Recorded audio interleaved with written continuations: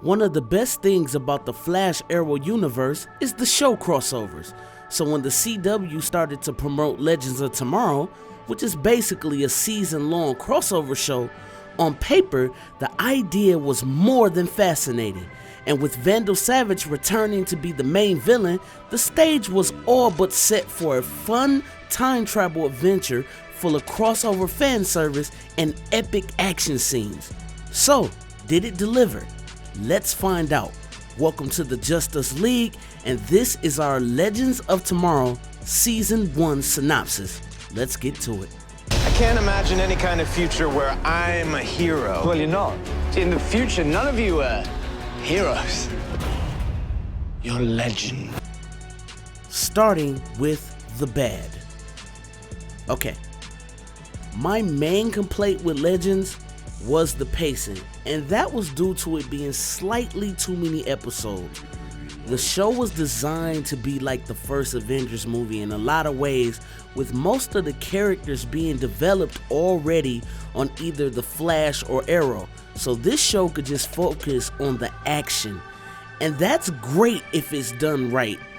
It makes for an entertaining 45 minutes. The problem with making a show this way is when it slows down to get back to explaining some of the new characters, it drags. So while most of the season was fun to watch, I felt like the show would have benefited from fewer episodes. Somewhere in between maybe 9 and 13 episodes would have been perfect.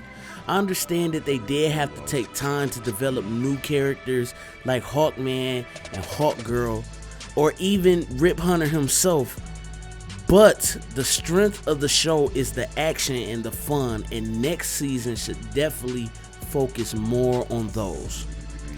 Next, let's move on to the good. As I've said before, the best part of this show is the action, hands down. The chaotic set pieces where you get to see all the legends in combat and fighting all over the place really reminds you of a splash page right out of the comics, and these scenes is what I looked forward to every week along with the fan service. Another credit to the show to me was Vandal Savage. As with most of the timey-wimey type shows, at times the overall plot can get lost, but Savage just by himself was a constant pleasure to watch. I really thought Casper Crump gave a more than exceptional performance, along with Victor Garber as Martin Stein, of course. And to me, those were the selling points for the show. So the action and the performance for some of the characters like Vandal Savage and Professor Stein, those really drove me in and sold the show to me and made it very enjoyable to watch from week to week. Next season.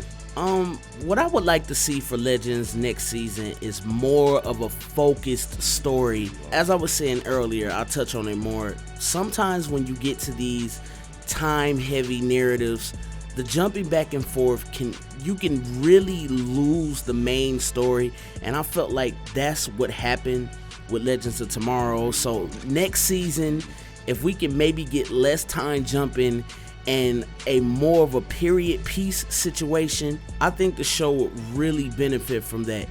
And can we just freak out? We're getting the Justice Society of America. The Justice Society of America, people. So of course, bring on the nerd porn, and please add John Constantine. I think adding a Master of Magic will give an interesting dynamic to a mostly science-based show. And if I can't have a Constantine show, I'll take him as a character on this one. So that's what I would like to see for next season. Final thoughts. I thought Legends was a fun show for the most part. It just suffers from having a tad too many episodes, and the overarching story tends to get lost with all the time travel. However, the action pieces are some of the best on TV, and the fan service is greatly appreciated. If they can nail down a stronger story the next go round, it has potential to be one of the top 3 comic book shows on TV. And I'm looking forward to see where it goes. So overall, Legends of Tomorrow Season 1 is league approved. Alright guys, with that, I'm going to bring this video to a close. Thank you very much for watching, and if you like what you are seeing, please subscribe, please thumbs up, and please share. One or all of those things are greatly appreciated. And if you would like to watch some of my other videos, check out my Agents of S.H.I.E.L.D. synopsis that I just put up, or you can look at my top 5 things that must happen in order to fix the DC Extended Universe. And before we go, what did you guys think about Legends of Tomorrow? What was your favorite moments? What did you hate about the show? Who was your favorite character?